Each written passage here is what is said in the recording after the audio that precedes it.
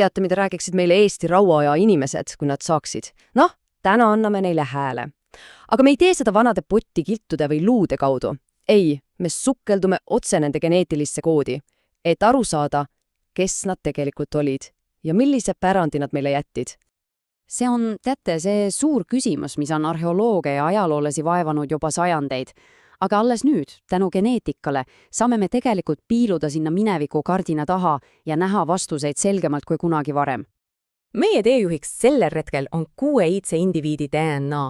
Mõelge sellest kui ajakapslist, mis on tuhandeid aastaid avamist oodanud. Ja mida see meile nende päritolu, välimuse ja isegi tervise kohta paljastab? Hakkamegi kohe uurima. Nii, meie uurimise esimene peatükk. Geneetiline allkirja. See on justkui iidne pitser nende DNAs, mis viib meid otse nende juurteni. Ja siin ongi kogu asja võti. Enne nende inimeste saabumist piirkonna varasematel elanikel need konkreetsed geneetilised markerid lihtsalt puudusid. Nende ilmumine tähistabki uue rahva ja uue ajastu algust. Nad olid omamoodi geneetilised pioneerid. Siin on need 2 otsustavat tõendit. Esiteks Y-haplogrupp N1A1, see on isaliini pidi päranduv geneetiline tunnus, peaaegu nagu klannimärk. Ja teiseks Siiberi päritolu autosoomne DNA, mis tuleb mõlemalt vanemalt.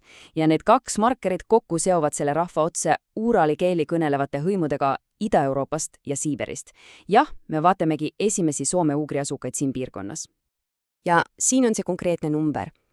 Nende genoomis leiti 3–6% Siiberi päritolu DNA-d. See ei pruugi ju kõlada eriti palju, aga geneetikas on see märk väga olulisest rändest. See on püsimuutus, mis kujundas siinse piirkonna rahvastiku alatiseks. Olgu, me teame nüüd, kust nad tulid, aga proovime neile nüüd ka näo anda. Jätame hetkeks kõrvale haplogrupid ja vaatame, mida nende DNA paljastab nende silmade, juuste ja naha kohta. Esimene detail nende portreelisel silmad ja tulemused on rabavalt ühesed. Neil absoluutselt kõigil olid heladad silmad. Proovide hulgast ei leitud mitte ainsatki geneetilist tõendit pruunide silmade kohta, uskumatu, eks. Juuksevärvi puhul näeme sarnast mustrit, domineerivad heledamad toonid. Aga siin on ka väike üllatus. Üks proovi viitab puna peale.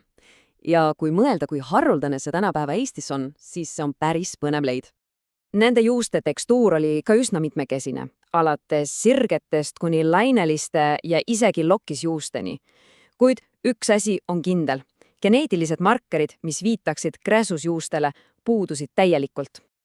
Nahavärvi andmed on natuke keerulisemad. Nagu näha, siin on mitmekesisust, aga üks tulemus paistab koha silma, see tumepruun. Siin on aga üks väga oluline konks. Ja siin see konks ongi. See on tegelikult suurepärane näide teaduslikust detektiivitööst. Proovil, mis ennustas tumepruuni nahka, olid lihtsalt olulised andmelüngad. See muudabki tulemuse ebausaldusväärseks ja tuletab meile meelde, et iidse DNA-ga töötamine nõuab alati väga kriitilist pilku. Olgu, lähme nüüd välimusest natuke sügavamale. Mida räägivad nende geenid meile sellest, mis toimus nende keha sees? Teeme neile sellise väikese rauaaegse tervisekontrolli. Nende terviseprofiil on päris põnev segu tugevustest ja nõrkustest. Näiteks oli neil kõrge risk haigestuda autoimmuunhaigustesse nagu luupus ja astma, aga samas olid nad üllatavalt hästi kaitstud näiteks podagra ja esimese tüübi diabeedi vastu.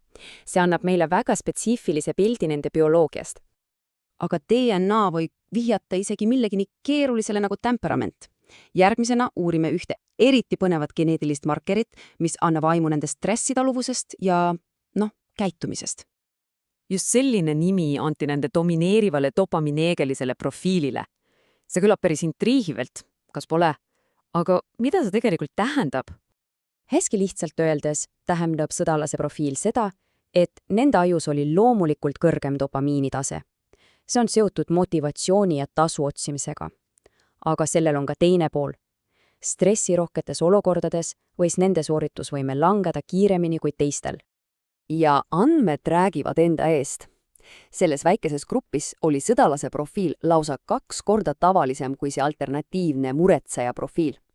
See annab meile ühe intrigeeriva vihje nende psühholoogilisest kalduvusest, mis võis tolleaegses karmis maailmas olla nii eelis kui ka puudus. Ja nüüd jõuamegi võib-olla kõige olulisemaga küsimuseni.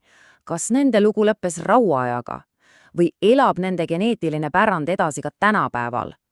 Nüüd ühendame minevikku otse olevikuga. See siin on kogu selle analüüsi kõige mõjukam number. 40%. Mõelge korraks sellele numbrile. ja siin on selle numbri rabav tähendus.